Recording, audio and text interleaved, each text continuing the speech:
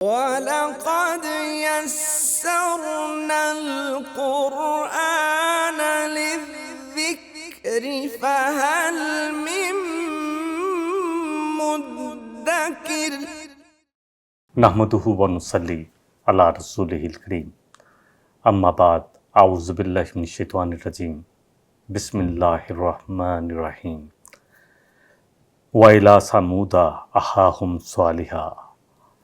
اللہ فرما رہے ہیں کہ ہم نے سمود کی طرف، قوم سمود کی طرف ان کے بھائی صالح علیہ السلام کو بھیجا۔ قَالَ يَا قَوْمِ اعْبُدُوا اللَّهَ، وہی پیغام کہ اے قوم ایک اللہ کی بندگی، ایک اللہ کی عبادت، ایک اللہ سے حاجتیں رکھنی ہے، اللہ سے دعا کرنی ہے، ہر چیز ایک اللہ کے ساتھ اپنی جوڑ دو۔ مَا لَكُم مِّنْ إِلَٰهٍ غَيْرُهُ، اور اس کے علاوہ تمہارا کوئی اور الہ نہیں ہے، کوئی تمہیں اولاد نہیں دے سکتا، کوئی تمہیں رزق نہیں دے سکتا، کوئی تمہاری مدد نہیں کر سکتا، اور جو کرے گا بھی وہ اللہ کے اذن سے کرے گا، کوئی تمہاری فریاد نہیں سن سکتا۔ زندگی اللہ کے ہاتھ میں، موت اللہ کے ہاتھ میں، سب کچھ تو اللہ کے ہاتھ میں، تو صرف اسی کی بندگی ہوگی۔ یہ عرب کی قدیم ترین اقوام میں سے دوسری قوم ہے جسے عاد کے بعد جو ہے، جس کے بارے میں عاد کے بعد ہے یہ قوم عاد کے بعد جو ہود علیہ السلام کی قوم تھی۔ اس قوم کا مسکن شمالی مغربی عرب کا وہ علاقہ ہے جو آج آل حجر کے نام سے موسوم ہے۔ یہ مدینہ اور تبوک کے درمیان ایک اسٹیشن جو ہے حجاز ریلوے پر ایک اسٹیشن پڑتا ہے جسے مدائن صالح کہا جاتا ہے۔ یہاں آج بھی وہ گھر موجود ہیں کیونکہ یہ بڑی زبردست قوم تھی، بڑی ترقی یافتہ۔ آج بھی جو انجینئرنگ جاتے ہیں نا جو لوگ وہاں پہ، تو پریشان ہوتے کہ انہوں نے کیسے پہاڑ، اس وقت تو کوئی اتنی ٹیکنالوجی نہیں تھی کہ کیسے پہاڑوں میں تراش کے زبردست گھر بنائے ہوئے ہیں۔ آج ان کا کھنڈرات موجود ہے جن کو سمود کے لوگوں نے پہاڑوں میں تراش کر بنایا تھا۔ انہیں دیکھ کر یہ اندازہ ہوتا ہے کہ اس شہر کی آبادی تقریباً 4 سے 5 لاکھ تھی۔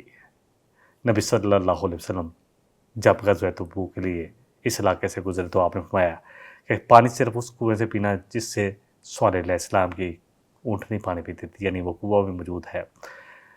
اور دیکھو جس قوم پر اللہ کا عذاب نازل ہوا ہو وہاں جلدی سے گزر جاؤ۔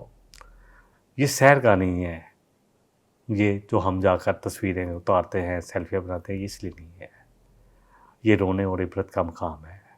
تو اللہ سے عبرت پکڑو، کس قوم کے ساتھ کیا ہوا۔ اب پڑھتے ہیں کیا ہوا۔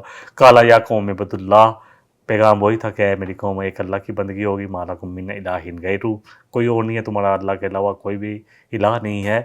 قَدْ جَاءَتْكُمْ بَيِّنَاتٌ مِّن رَبِّكُمْ، تمہارے پاس اللہ کی طرف سے روشن نشانیاں آ چکی، رسول آ گئے، اور اس کے علاوہ تمہارے پاس تم نے جو نشانی مانگی تھی وہ بھی ان کو مل گئی۔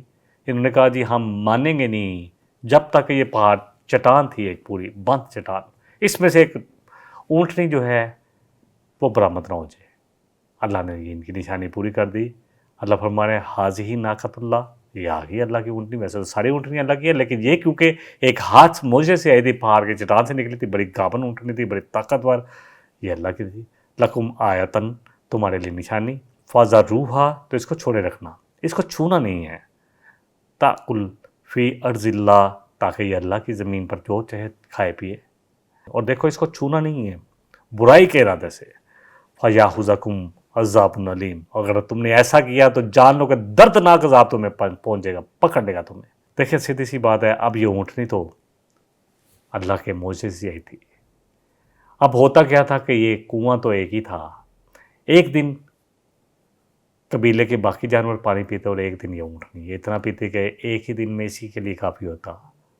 آزمائش مانگی تھی، نشانی مانگی تھی، آ گئی۔ اب وہ نشانی جو ہے آ گئی تو اب ان کے لیے مسئلہ ہونا شروع ہو گیا۔ سورہ شعراء کی آیت نمبر 155-56 میں بھی آتا ہے قَالَ هَٰذِهِ نَاقَةُ اللَّهِ وَشِرْبٌ وَلَكُمْ شِرْبُ يَوْمٍ مَّعْلُومٍ، کہ ایک دن تو اس کا پینے کی باری ہے اور ایک دن تم لوگوں کے جانور تم لوگوں کی باری ہے۔ وَلَا تَمَسُّوهَا بِسُوءٍ، اور کہا گیا وہاں بھی یہی آ رہا ہے کہ دیکھو تم اس کو چھونا نہیں، یہ اللہ کی اونٹنی ہے جو تم نے مانگی ہے نشانی، اس لیے منع کیا گیا تھا۔ عیسیٰ علیہ السلام سے جب کہا تھا نا، ان کے جو دوست نصارہ تھے، جو انصار تھے، انہوں نے کہا تھا کہ ہمارے لیے ایک معاہدہ آ جائے۔ معاہدہ کیا ہے؟ ایک دسترخوان اللہ اتار دے، پورے کھانے سجے ہوں، تاکہ ہم اس میں سے کھائیں اور ہمارا یقین پکا ہو۔ تو اللہ نے کہا اللہ قادر ہے۔ عیسیٰ علیہ السلام نے دعا کی کہ اللہ تو اتار دے، تو کہا اللہ قادر ہے، لیکن اگر اس کے بعد کسی نے نشانی آنے کے بعد کسی نے کفر کیا تو پھر اللہ اس کو ایسی سزا دے گا اس سے پہلے کسی کو نہ ملی ہوگی۔ نبی صلی اللہ علیہ وسلم سے مطالبہ کیا گیا کہ آپ کے لیے، سورہ بنی اسرائیل میں ہم پڑھیں گے کہ آپ کے لیے یہ زمین جو ہے زرخیز بنا دی جائے، آپ کے لیے ایک محل بنا دیا جائے، اس میں چشمے پھوٹنے پڑے، یا مکہ کی جو کالی چٹانوں والی سخت سلاح جو زمین ہے۔ تو اللہ نے کہا، نبی صلی اللہ علیہ وسلم نے اللہ سے، جبریل علیہ السلام کو اللہ نے بھیج دیا نبی صلی اللہ علیہ وسلم کے پاس۔ تو انہوں نے کہا اللہ کہہ رہے ہیں کہ یہ سب کچھ کرنے پر اللہ قادر ہے، یا پھر یہ کہ آپ کی امت میں توبہ کا دروازہ ہر وقت کھلا رہے گا، جتنے مرضی بڑے گناہ کر لیے ایک دفعہ سچے دل سے پلٹے پھر معاملہ اللہ کے ساتھ ہے، اللہ سارے کے سارے گناہ معاف کرنے پر قادر ہے۔ تو اگر پھر یہ نشانی آنے کے بعد اگر آپ کی قوم نے پھر کوئی بھی کفر کیا تو پھر ان پر بہت بڑا عذاب آئے گا۔ تو آپ نے کہا میری قوم پر ہے اللہ توبہ کا دروازہ کھلا رکھنا۔ نبی رحمت ہے نا، نبی رحمت پورے جہان کے لیے رحمت، تو چاہتے نہیں تھے کہ کوئی آخر تک بھی کوئی عذاب آئے، تو اس لیے کہا۔ بہرحال کہ اس کو نہ چھونا، فَيَأْخُذَكُمْ عَذَابُ يَوْمٍ عَظِيمٍ، تمہیں بہت بڑے دن کا عذاب پکڑ لے گا۔ سورہ شعراء آیت نمبر 155-56۔ وَاذْكُرُوا إِذْ جَعَلَكُمْ خُلَفَاءَ مِن بَعْدِ عَادٍ، تو یاد کرو جب قوم عاد کے بعد اللہ نے تمہیں زمین پر خلیفہ بنایا اپنا، تمہیں اقتدار بخشا، تمہیں حکومت دی، وَبَوَّأَكُمْ فِي الْأَرْضِ، اور تمہیں زمین پر بسایا، تَتَّخِذُونَ مِن سُهُولِهَا قُصُورًا، اور تم اس کی جو زرخیز زمین، جو پلین زمین ہے، ہموار زمین ہے، اس پر بڑے بڑے محلات بناتے ہو، وَتَنْحِتُونَ الْجِبَالَ بُيُوتًا، اور تم پہاڑوں میں بھی گھر تراشتے ہو۔ بڑی زبردست ٹیکنالوجی، میں نے کہا کہ بڑی زبردست، وہ آج بھی پڑھا جب نبی صلی اللہ علیہ وسلم گئے تھے تو آج بھی وہ اسٹیشن موجود ہے۔ اور اس کا ذکر اللہ سورہ فجر میں بھی کرتے ہیں، وَثَمُودَ الَّذِينَ جَابُوا الصَّخْرَ بِالْوَادِ، کہ یہ تو چٹانیں پہاڑ جو ہیں ان کو تراش کر اس میں بڑی بڑی جو ہے گھر بناتے تھے۔ بہرحال آیت نمبر 74 جو ہے سورہ الاعراف کا آخری اگلے حصے میں آتا ہے، فَاذْكُرُوا آلاءَ اللَّهِ، تو اللہ کی نعمتوں کو جو تم پر اس نے کی نا، اللہ کی مہربانیاں، اللہ کی نعمتیں، وَبِأَيِّ آلَاءِ رَبِّكُمَا تُكَذِّبَانِ، تم کن کن نعمتوں کو جھٹلاؤ گے، تو یاد کرو ان نعمتوں کو۔ وَلَا تَعْثَوْا فِي الْأَرْضِ مُفْسِدِينَ، اور دیکھو زمین پر فسادی بن کے نہ چلنا پھرنا، یعنی زندگی فسادیوں کو نہ گزارنا، یعنی فساد نہ کرتے پھرو۔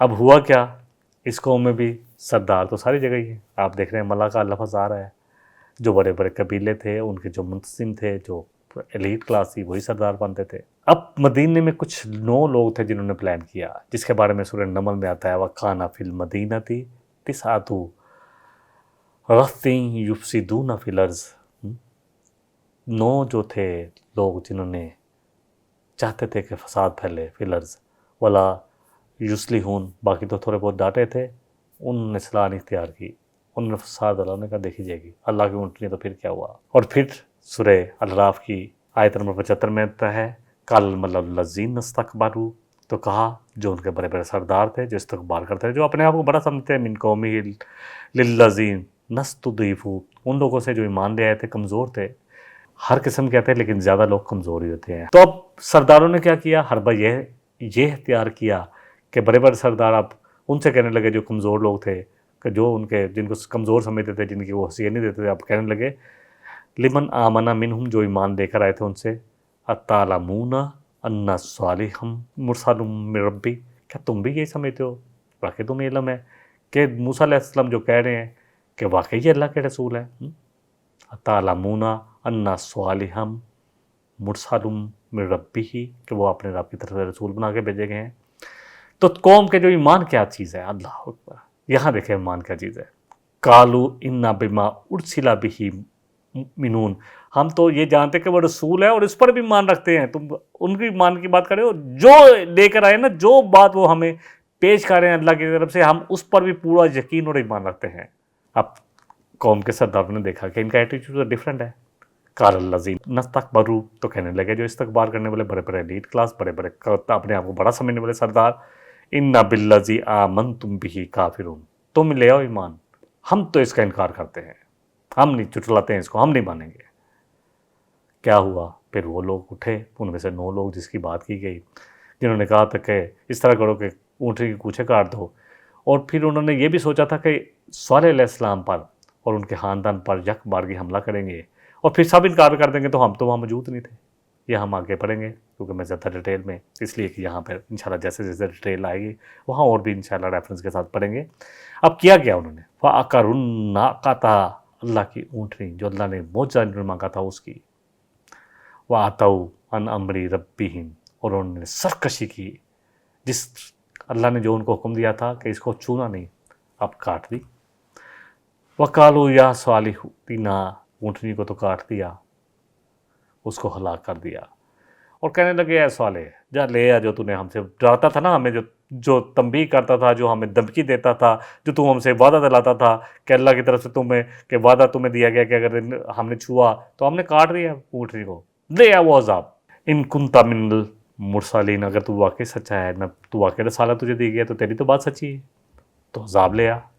اللہ اکبر۔ سورہ ہود میں آئے گا، ہم پڑھیں گے وَأَقَرُّوهَا وَقَالَ تَمَتَّعُوا فِي دَارِكُمْ ثَلَاثَةَ أَيَّامٍ، تو اللہ کی طرف سے آگے آئے کہ صالح علیہ السلام ان سے کہیے کہ آپ 3 دن تک خوب موجیں کر لو، دنیا میں کھاؤ پیو، جو تم نے کرنی ہے، رنگ رنگینیاں منانی ہیں منا لو۔ پھر 3 دن کے بعد کیا ہوا، وَأَخَذَتْهُمُ الرَّجْفَةُ، تو ان پر آ گئی ایک، اللہ پر رجفہ، چنگار، کلیجے پھٹے کے پھٹے رہ گئے، بڑے بڑے لمبے قد۔ کیا ہوا، سرد ہوا، رجفہ، چنگار، زلزلہ، فَأَصْبَحُوا فِي دَارِهِمْ جَاثِمِينَ، تو اپنے گھروں میں اوندے پڑے ہوئے تھے، بڑے بڑے محلات، بڑے بڑے پہاڑوں میں جو گھر، ایک ہی چیخ نے ان کے کلیجے پھاڑ دیے، ایک ہی زلزلے نے ان کو ہلا کر رکھ دیا۔ اب رسول کا کردار دیکھے، وَتَوَلَّىٰ عَنْهُمْ، تو پلٹے ان کی طرف سے، جو ایمان والے تھے اللہ نے ان کو بھی بچا لیا اور پلٹے ان کی طرف سے۔ وَقَالَ يَا قَوْمِ، کہ میں نے تو تم تک پہنچا دیے تھے اپنے رب کے پیغام پوری دیانتداری سے، ایک ایک چیز کی تمہیں تنبیہ کر دی کہ اگر تم نے ایسا کیا تو اللہ کا عذاب، بڑے دن کا عذاب، دردناک عذاب تمہیں پکڑ لے گا، لیکن تم نے میری بات نہیں مانی۔ وَنَصَحْتُ لَكُمْ، اور میں نے تمہاری خیر خواہی جس درجے میں کر سکتا تھا کوشش کی کہ تم جتنی مرضی مجھے باتیں بناتے رہے، پھر بھی میں تمہاری خیر خواہی کرتا رہا۔ ہم آگے پڑھیں گے، سورہ ہود میں آئے گا کہ ہم تو سمجھتے تھے کہ تو ہماری قوم کے لیے بڑے زبردست پرسنالٹی ہوتے ہیں رسول، اپنی قوم میں پہلے بھی نبی صلی اللہ علیہ وسلم کو صادق و امین کہا جاتا تھا، اور وہ واقعہ اللہ اکبر جب کعبے کی دوبارہ تعمیر کی گئی تو اس وقت پھر حجر اسود کو رکھنا تھا، تو قبائل میں آپس میں مسائل ہو گئے شروع، کیونکہ بہت سارے قبائل تھے مکہ میں۔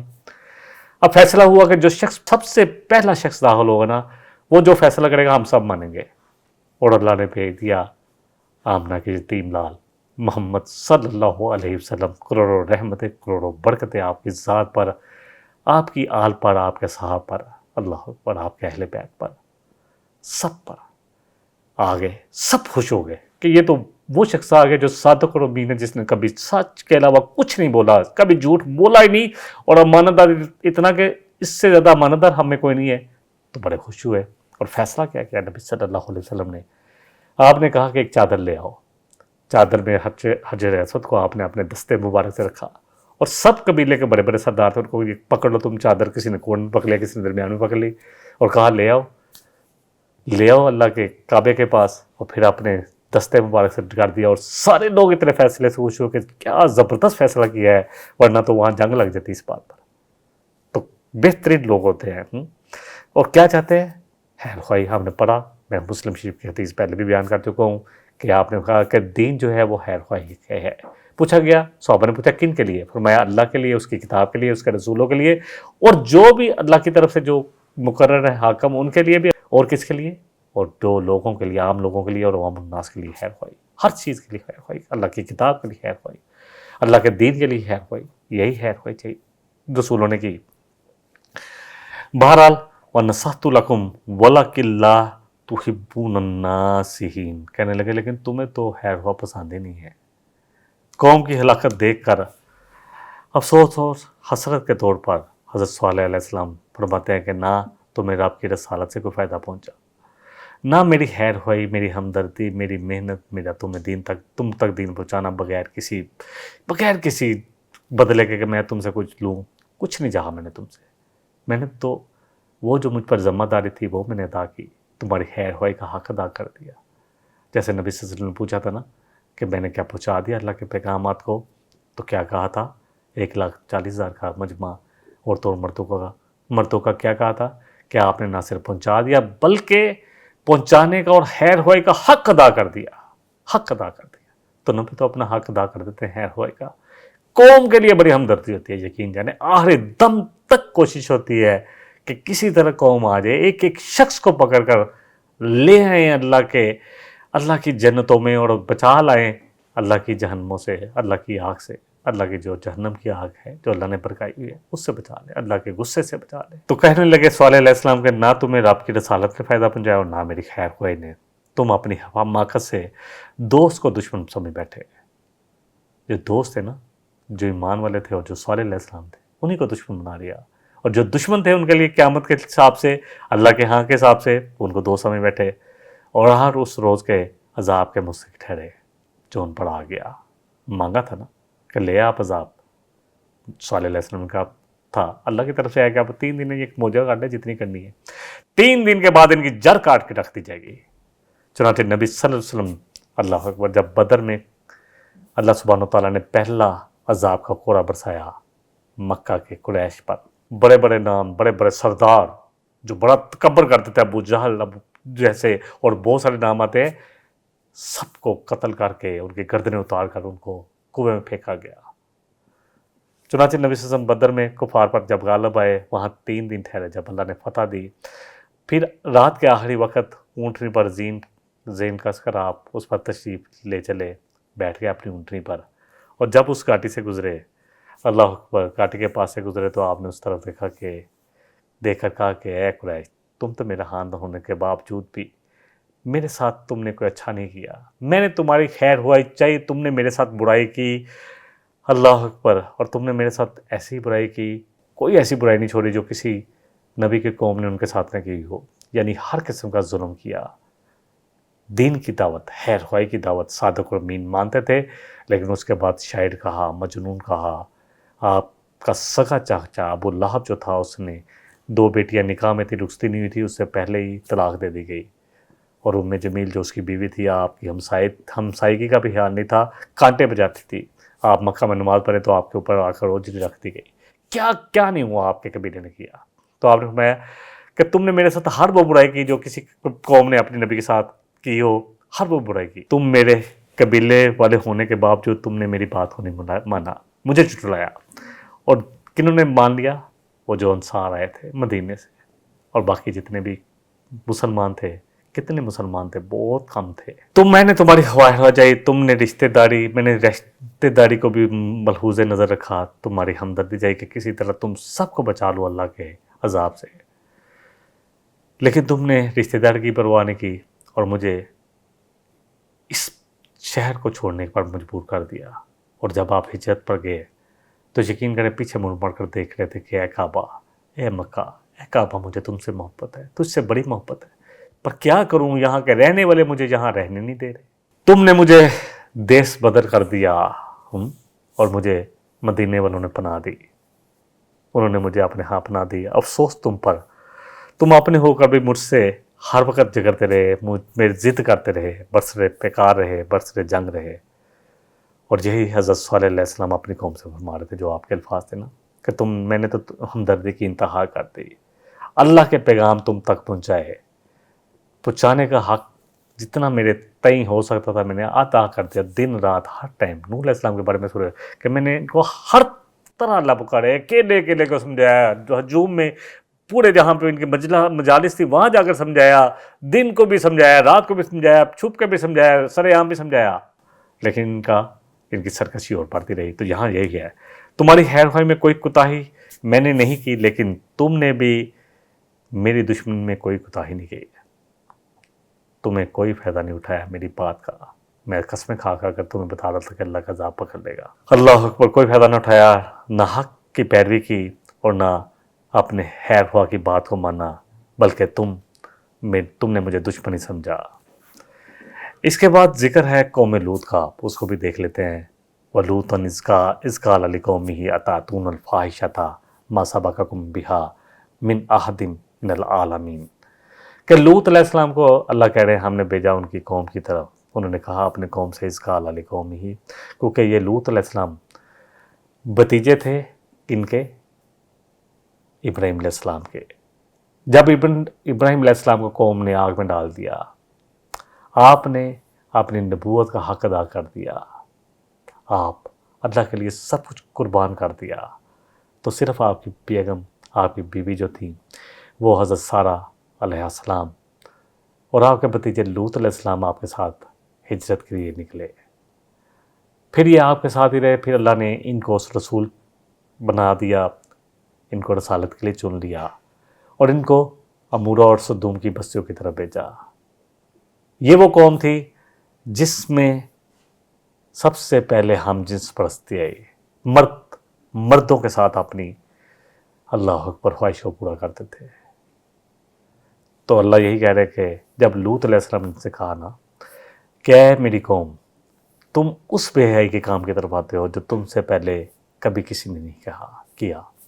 बहरहाल अल्हम्दुलिल्लाह लूत अलैहिस्सलाम का किस्सा जो है हम कोशिश करेंगे कि अपनी अगली एपिसोड में जो है बयान करें. जितना भी है इंशाल्लाह ताला आप सुने. और मैंने तो अर्ज़ी करना है, कुरान जो है, कुरान के लिहाज से लफ्ज़ बयान किया है, क्योंकि कुरान तो बयान ही किया जाता है, बाकी मेरी क्या हैसियत है.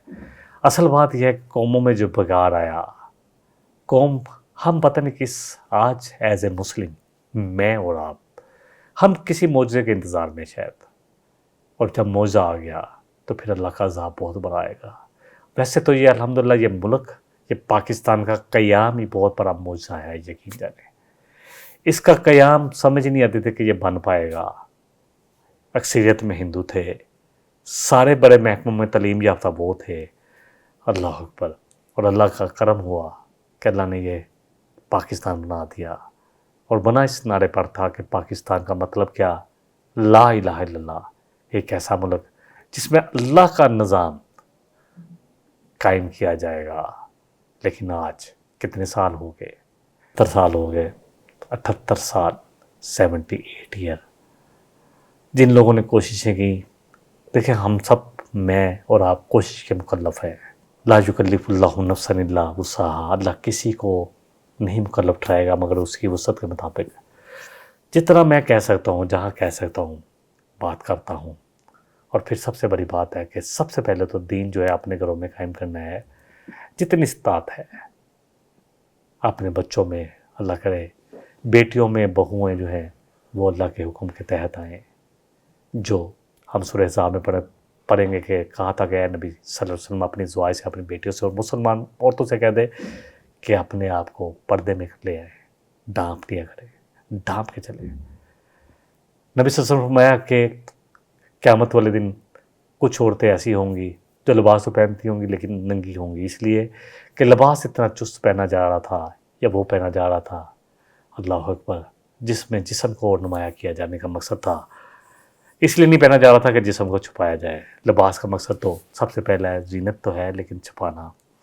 तो अल्लाह करे हम सब की जो बीवियां हैं, माएँ, बहनें, बेटियां, बहुएं, सब अल्लाह के हुक्म के तहत आ जाए. और हम मर्द जो है हमें भी अल्लाह के हुक्म के तहत आना है. अपनी जान और माल जो है अल्लाह के दीन के लिए लगाएं. अल्लाह के दीन जिसमें लगा के हमें हमारी कोई वैल्यू मिलेगी हमें. वरना तो देखिए मैं और आप जितना कह सकते हैं ना, जितना जो भी कह रहा है, अब जिनके हाथ में इख्तियार आता है डेफिनेटली उनसे उस हिसाब से पूछा जाएगा. तुम सब कहीं ना कहीं निगहबान हो, तुम्हें कोई ना कोई अल्लाह ने मुंतज़िम बनाया है या ओहदा दिया है. चाहे कोई ऑफिस हो, जो बड़े बड़े ऑफिसर हैं उन पर बड़ा है. अब कोई जितना मर्जी नेक हो कि अपनी नेकी का सिर्फ कि जी मैं नमाज़ पढ़ रहा हूँ, बाकी जो मर्जी करे. रिश्वतें आम हैं, यकीन करें, बहुत मसाइल हैं. इंशाअल्लाह ताला जब कौम शुएब का जिक्र आएगा तो वहाँ पर यही अनारकी आई थी. लेन देन के मसाइल ख़राब हो गए थे, बिज़नेस के मसाइल ख़राब हुए थे. तो वहाँ इंशाअल्लाह जिक्र करेंगे. अल्लाह से दुआ है कि जितना कहा गया, जितना सुना गया, असल बात समझ की और अमल की है. अल्लाह हम सबको अपने फ़ज़ल से समझने की तौफ़ीक़ अता फ़रमाए और फिर अपने फ़ज़ल से, अपनी ख़ास तौफ़ीक़ से, वमा तौफ़ीक़ी इल्ला बिल्लाह, अल्लाह के अलावा कोई तौफ़ीक़ नहीं है. वला हौला वला कुव्वता इल्ला बिल्लाह. कोई ताकत, कोई इस्तात नहीं है किसी के पास मगर जितनी अल्लाह दे दे. تو اللہ خاص توفیق عطا فرمائے کہ ہم اسلام کے لیے چن لیں، اور میری زبان میں اللہ جو کمی ہے، اللہ اکبر، رب اشرح لی صدری ویسر لی امری، موسیٰ علیہ السلام نے دعا کی تھی کہ اللہ میری زبان کی جو ٹکراہٹ ہے اس کا دور کر دے، کمی جو ہے دور کر دے، اور میرے سینے کو کھول دے۔ رب اشرح لی صدری ویسر لی امری واحلل عقدۃ من لسانی، اللہ میرے سینے کو کھول دے اور میری زبان میں جو بھی کمی ہے اللہ اکبر اس کو تو زبان کو میری وسعت دے دے۔ تو بڑی خوبصورت دعا ہے، اسی کے ساتھ ہم ختم کر لیتا ہوں۔ رب اشرح لی صدری ویسر لی امری واحلل عقدۃ من لسانی یفقہوا قولی واجعل لی وزیرا من اہلی، اور اب میرے گھر والوں کو میرے ساتھ جوڑ دے اللہ اس دین کے معاملے میں۔ واحد دعوانا ان الحمد للہ رب العالمین۔ إن هذا القرآن يهدي للتي هي أقوم ويبشر المؤمنين الذين يعملون الصالحات أن لهم أجرا كبيرا